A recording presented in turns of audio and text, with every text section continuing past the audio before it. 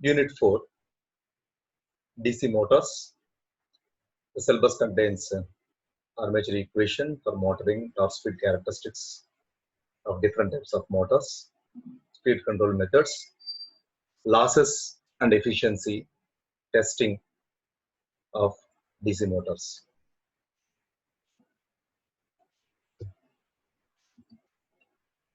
Coming to the introduction of the DC motors.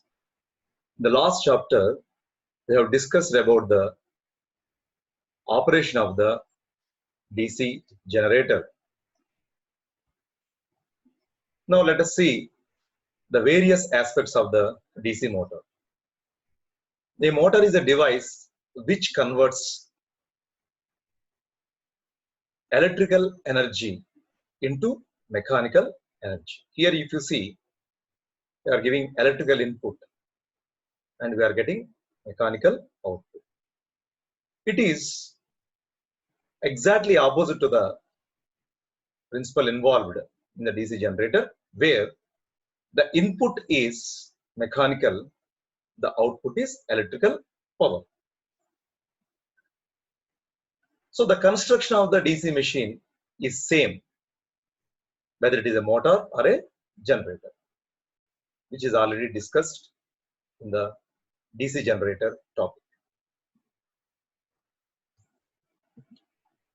So coming to the principle of operation of the DC motor. The principle of operation of DC motor can be stated in a single statement. That means when a current carrying conductor is placed in the magnetic field, it experiences a mechanical force. In a practical DC motor, the field winding produces the required magnetic field, while the armature conductors play a role of current carrying conductors, and hence these armature conductors experience a force. As conductors are placed in the slots which are on the periphery, the individual force experienced by the conductors acts as a twisting or turning force, on the armature, which is called torque. The torque is the product of force and the radius at which the force acts. So the overall armature experiences a torque, starts rotating.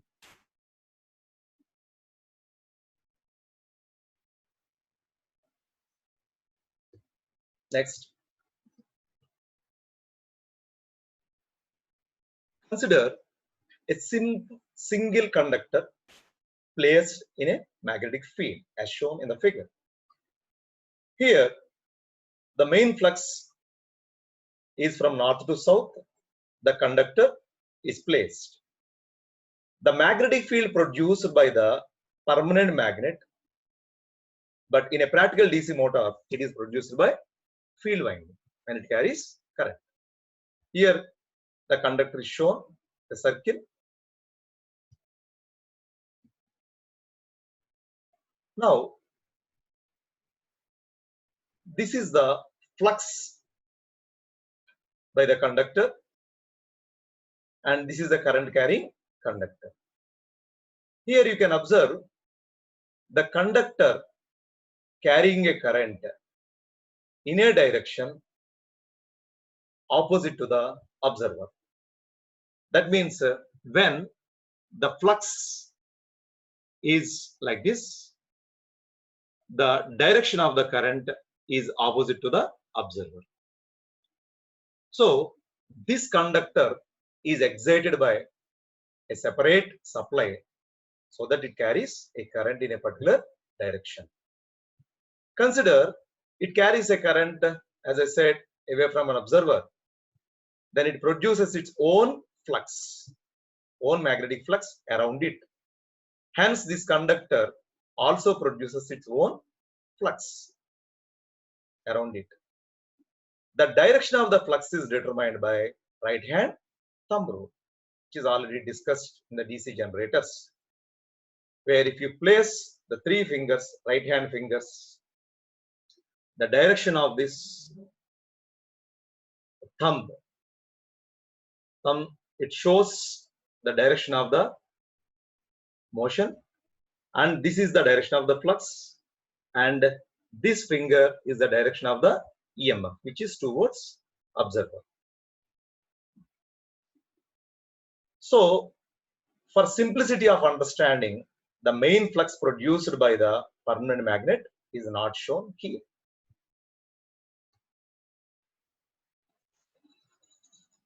Coming to the fluxes, there are two types of fluxes present. One is the flux due to the poles, that is main flux.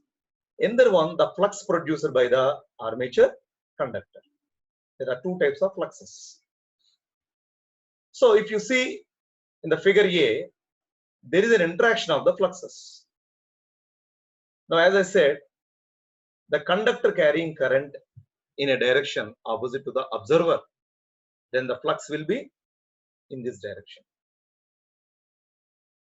So one side of the conductor,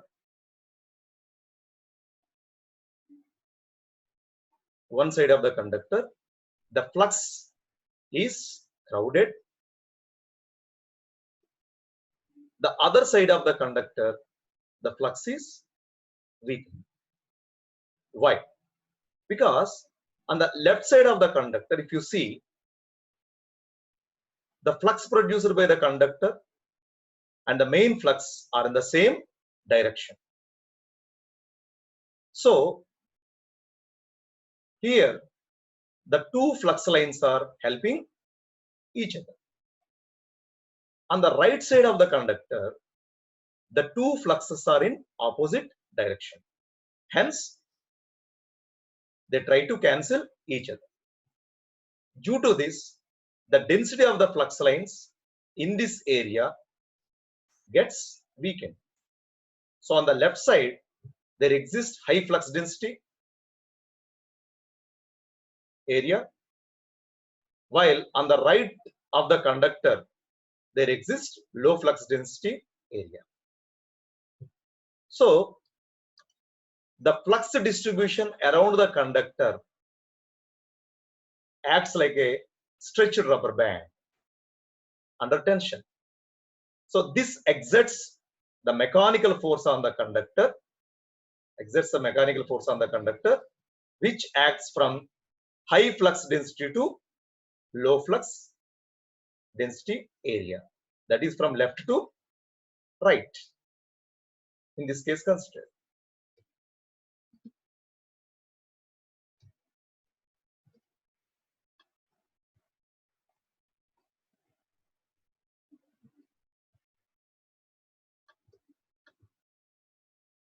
Let us see.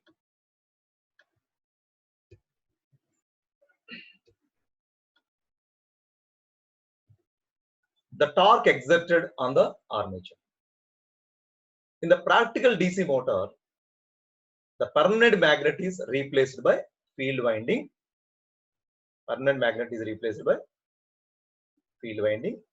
Which produces the required flux, called the main flux.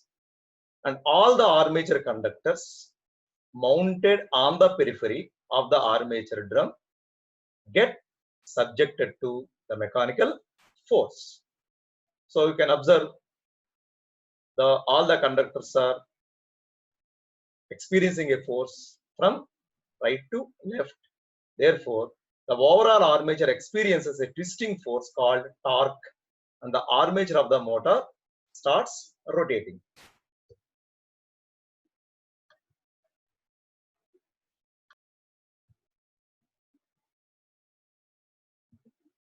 Coming to the direction of rotation of the motor, the magnitude of the force experienced by the conductor in a motor is given by F is equal to B into L into I.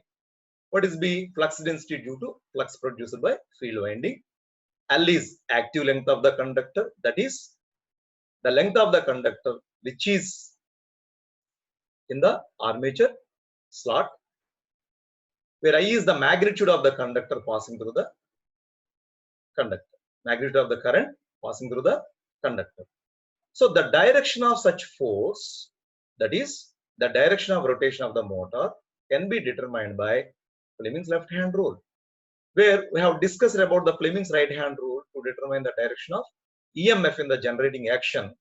Now this Fleming's left hand rule is used to determine the direction of force experienced by motoring action. So Fleming's left hand rule.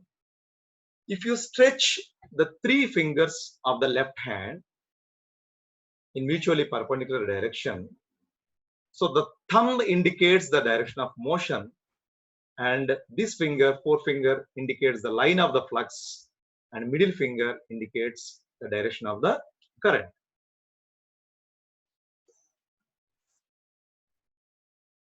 So here you can see the left hand motor rule.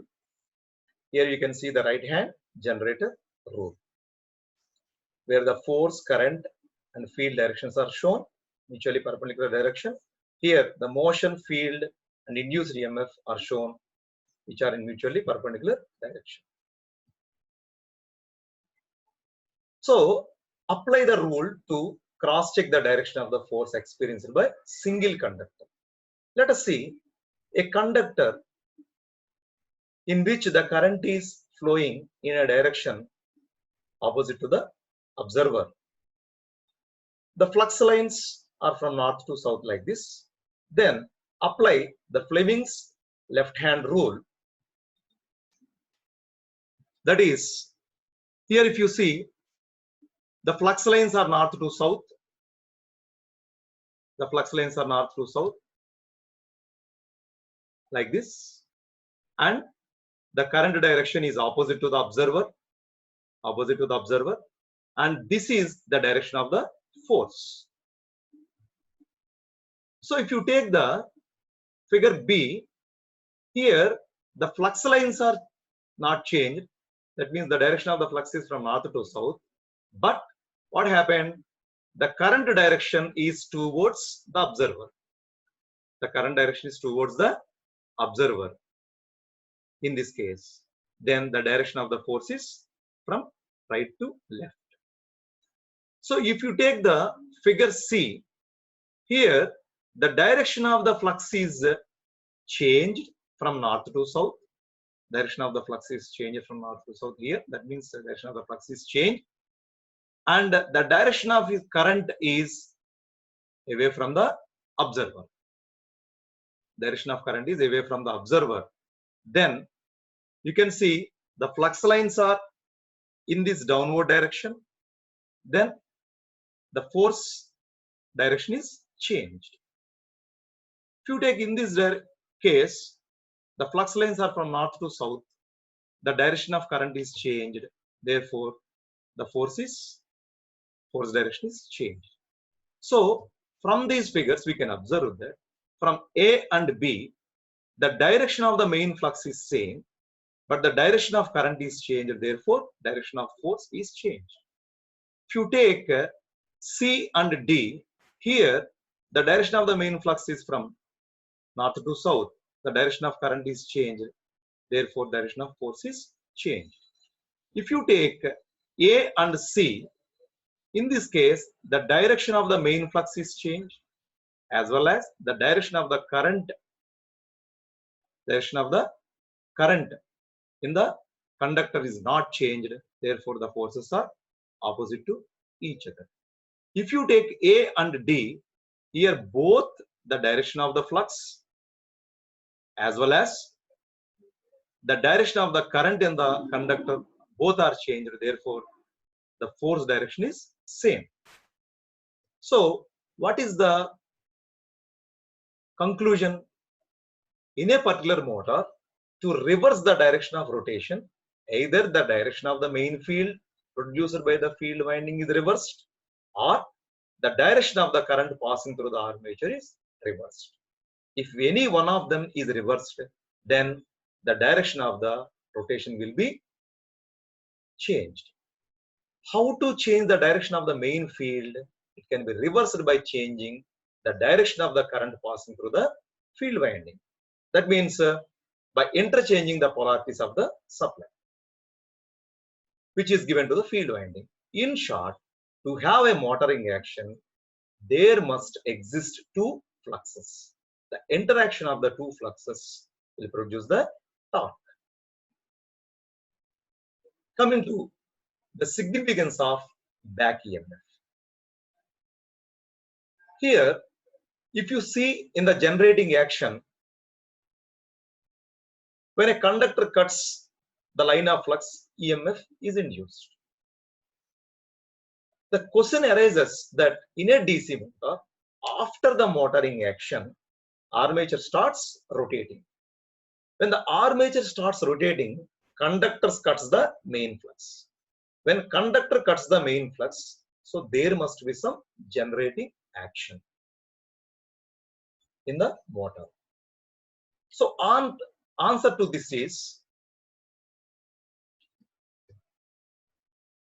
there is an induced EMF in the rotating armature conductors according to Faraday's laws of electromagnetic induction.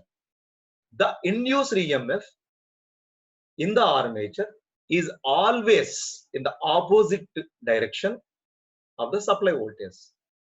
So according to Lenz's law, we know that the direction of the induced EMF is always to oppose the cause producing it. In a DC motor, electrical input, that is supply voltage, is cause, hence induced EMF opposes the supply voltage. The EMF tries to set up current through the armature, which is in opposite direction to that which the supply voltage is forcing through the conductor. So you can observe here the EMF always opposes the supply voltage, which is called back EMF, and it is denoted by EB. Though it is denoted by EB, it is basically a generated EMF. That means it gets generated by generating action, which we have seen earlier in the DC generators. So its magnitude can be determined by simple DC generator equation, EMF equation, EB is equal to 5 ZNB by 60A. So it is an equivalent circuit where EB is the back EMF, RA is the armature resistance, V is the supply voltage. It is a symbolic representation, it is an equivalent circuit. So here, V is the supply voltage, RA is the value of the armature resistance.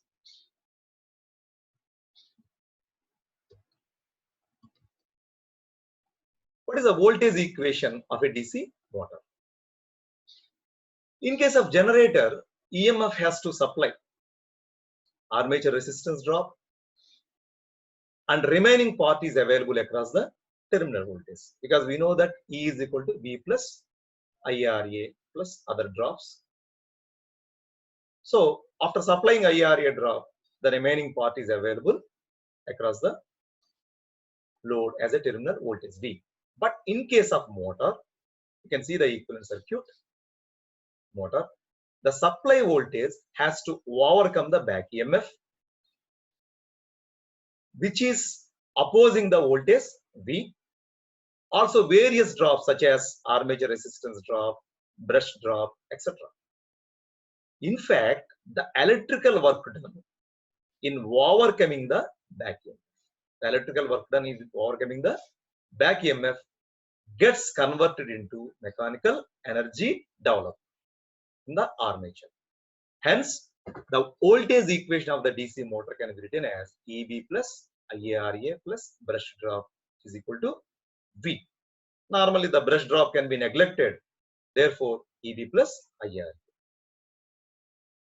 Back EMF is always less than V. EB is always less than V. RA is very small. Hence, under normal running conditions, the difference between back EMF and supply voltage is very small. The net voltage across the armature is the difference between supply voltage and back EMF. That means IARA is equal to V minus EB. So from that you can calculate IA is equal to V minus EB by RA. So voltage equation gets changed a little bit depending upon the type of the motor, which will be discussed later. That means this voltage equation will have other parameters. It will be different for different types of motors. So let us see one problem on this back EMF. A 220 volts DC motor has an armature resistance of 0.75 ohms. It is drawing an armature current of 30 amperes, driving certain load. Calculate the induced EMF in the motor. It's a very simple problem. We know V is equal to EB plus IARB. So we have to calculate EB. V is given as 220. IA is given as 30. RA is 0.75. Therefore, EB is equal to 197.5 volts. One more problem. Let us see. A 4-pole DC motor has a lap connected armature winding. Flux per pole is 30 milliwebers. Number of armature conductors is 250. When connected to 230 volts DC supply, it draws an armature current of 40 amperes. Calculate the back EMF, speed with which the motor is running. Assume armature resistance is 0.6 ohms. Here the first question is calculate the back EMF. So we know what is the back EMF? Phi ZNP by 60A. Here phi is given as 30 milliwebers. P is equal to 4 poles. N is unknown. Z is 250 conductors. A is equal to P because it's a lap winding 4. And EB we have to calculate first. So EB can be obtained from the equation V is equal to EB plus IA RB. So what is EB? EB is equal to V minus IA RA. Therefore 206 volts. That is the first question, back EMF. So from this expression you can calculate the speed, which is equal to 1648 RPM. So back EMF as a regulating mechanism. This is one of the important topics. So let us see. Due to presence of back EMF, the DC motor becoming a regulating machine. That is, motor adjusts itself to draw armature current just enough to satisfy the load demand. That means motor adjusts itself to draw the armature current. The amount of the armature current required will be adjusted automatically to satisfy the load demand.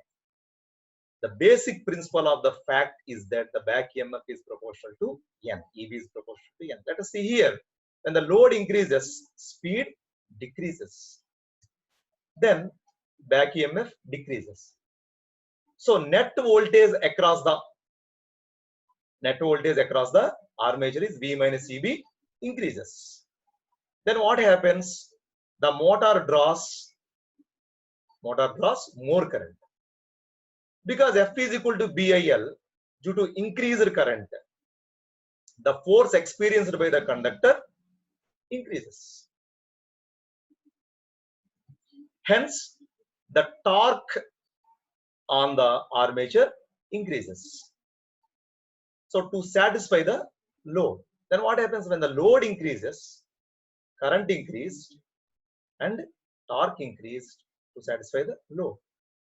So that speed stops decreasing. Let us see, in contrast to this, when the load on the motor decreased, then the speed of the motor tries to increase. Hence the back EMF increases. This causes V minus EB to reduce, which eventually reduces the current drawn by the armature. Therefore, the motor speed stops increasing when the armature current is adjusting enough, or armature current is just enough to produce the less torque required by the new load. That means When the load on the motor decreases, the torque will be reduced because of reduction in the armature current, so that the speed is regulated. So back EMF regulates the flow of the armature current, and it automatically alters the armature current to meet the load requirements. This is a practical significance of the back EMF. Now come to the power equation of a DC motor. So the voltage equation of the DC motor is given by V is equal to EB plus IA. Multiplying both sides the voltage equation with IA, V into IA is equal to EB into IA plus IA square RA. So this is the equation for power of DC motor, where V into IA is the net electrical power input to the armature measured in terms of watts, where IA square RA is the power loss due to resistance of the armature called armature copper loss. Then V into IA minus IA square RA is nothing but EB into IA. That means the difference between V into IA net electrical power input and armature copper loss is given by electrical equivalent of the gross mechanical power developed. Gross mechanical power developed by the armature. It is denoted by PM.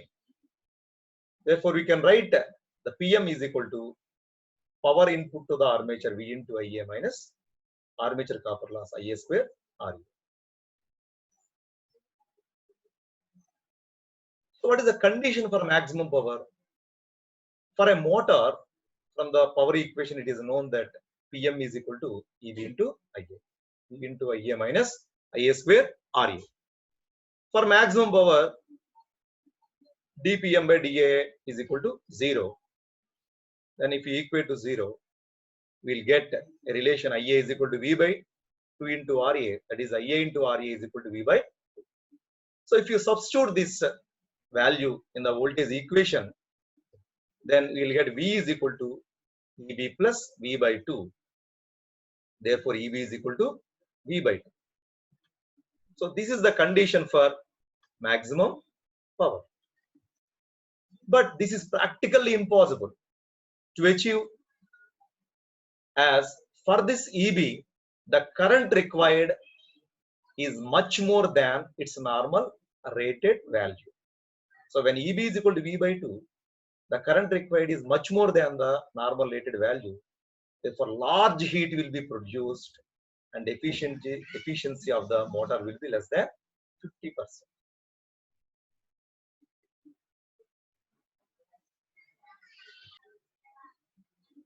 Torque equation of DC motor. It is seen that turning or twisting force about the axis is called torque. Consider a wheel of radius r meters acted upon a circumferential force F newtons as shown. So the wheel is rotating at a speed of n rpm. Then the angular speed of the wheel is given by 2 pi n by 60. So the work done in one revolution is nothing but force into distance it has traveled in one revolution. What is the distance it has traveled? Circumference. That is 2 pi r. F into 2 pi r joules. Then power developed is equal to work done by time. Therefore, F into 2 pi r by time for one revolution. So for n revolutions, the time is 60 seconds. For one revolution, the time is 60 by n. Therefore, F into r into 2 pi n by 60. So therefore, the power is equal to T into omega. This is the torque. This is the omega, torque into omega. Therefore, torque in Newton meters, omega is an angular speed in radian per second. You can observe here, for motoring action, the input power is electrical, the output power is mechanical.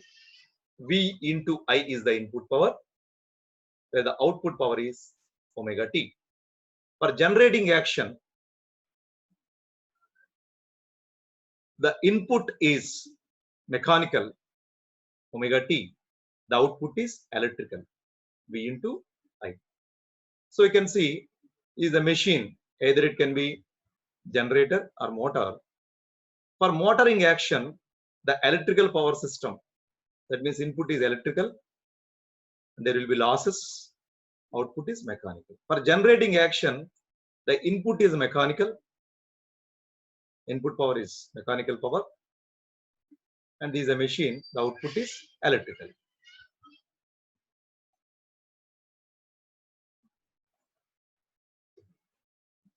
So let TA is the gross torque developed by the armature of the motor. It is called the armature torque. The gross mechanical power developed in the armature is EB into IA. The power developed is EB into IA, as seen from the power equation. So if the speed of the motor is n RPM, then power in the armature is armature torque into omega. Therefore, power in the armature is EB into IA, which is equal to TA into 2 pi n by 60. Therefore, EB into IA is equal to TA into 2 pi n by 60. But EB in a motor is given by pi ZNB by 60A. Therefore, phi ZNB by 60A into IA, you substitute EB is equal to TA into 2 pi n by 60. Therefore, TA is equal to 1 by 2 pi into phi into IA into P into Z by A. Therefore, TA is equal to, if you simplify this, 0.159 phi into IA P into Z by A Newton meter. So this is the torque of a DC motor. Let us see a problem on this. A 4-pole DC motor takes 50 amperes armature current. The armature has lap connected 480 conductors. The flux per pole is 20 milliwebers. Calculate the gross torque developed by the armature of the motor. So the torque is equal to 0.159 phi IA P into Z by A. Here the flux is 20 milliwebers. IA they have given as 50 amperes. P 4. Z is equal to 480 conductors because the lap connected P is equal to A. Therefore 76.394 Newton meter. So in the next session, we will continue with the types of the torque in the motor. Thank you.